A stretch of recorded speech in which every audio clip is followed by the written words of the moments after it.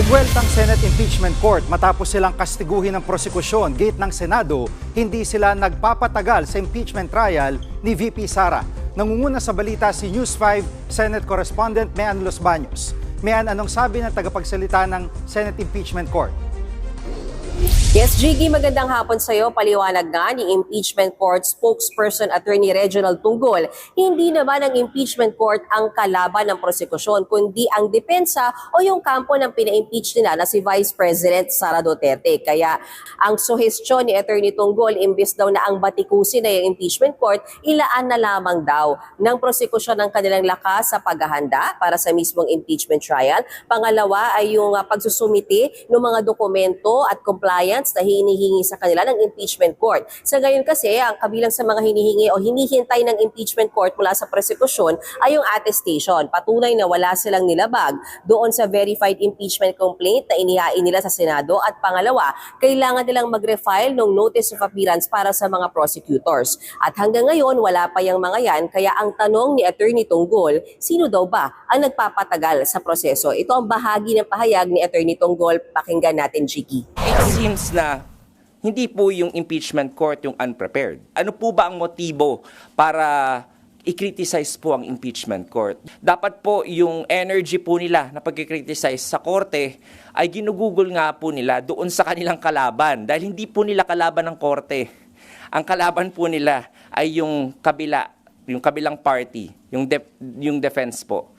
Jiggy, bilang nga at sa gitna nga nitong pambabatikos sa impeachment court, wala naman daw balak ang korte na kastiguhin ang sino mang partido na hindi rumirespeto sa kanila. Sabi ni Atty. Tunggol, bagamat nasa kapangyarihan yan ng impeachment court ay hindi naman daw nila yan gagawin sa ngayon o wala raw yan sa kanilang balak sa mga panahong ito. Samantala, dagdag pa ni Atty. Tunggol, Jiggy, matapos nga magbigay nitong nakaraang araw ng notice of appearance ad cautelam nitong depensa, malamang daw na ang susunod nilang ihain sa susunod na linggo ay ang motion to dismiss. Pagkatapos sila maihain yan, kailangang sagutin ng prosekusyon yan hanggang June 30. At maging yung sinasabi ko sa iyo kanina na attestation o yung patunay na walang nilabag sa impeachment complaint itong Kamara, kailangan din sana maibigay nila by June 30. Pero ang tanong, paano kung walang maging sagot yung prosekusyon either dun sa appearance or sa motion to dismiss, kung maghahain man yung depensa o dun sa attestation na hinihingi ng impeachment court,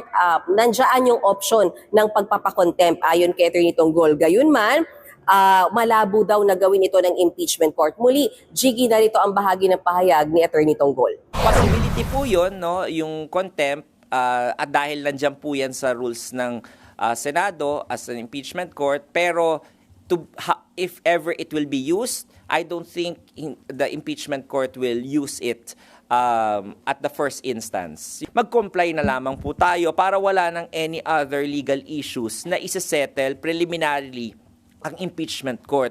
Jiggy, natanong din si Atty. Tunggol dun sa mga naging pahayag ni dating Senate President Juan Ponce Enrile na naging presiding judge sa impeachment trial naman ni dating Chief Justice Renato Corona. Sabi niya kasi ang mga senator judges dapat manahimik at makinig na lamang sa impeachment proceedings. Sabi naman ni Atty. Tunggol, sa ngayon hinahayaan muna ng presiding officer na si Senate President Jesus Codero na maglabas ng saloobin ang lahat ng partido kaugnay sa impeachment case dahil wala pa naman o hindi pa naman ginagawa mismo yung impeachment trial. Balik sa iyo, Jiggy. Yan po ang ulat ni Mean Los Baños mula sa Senado.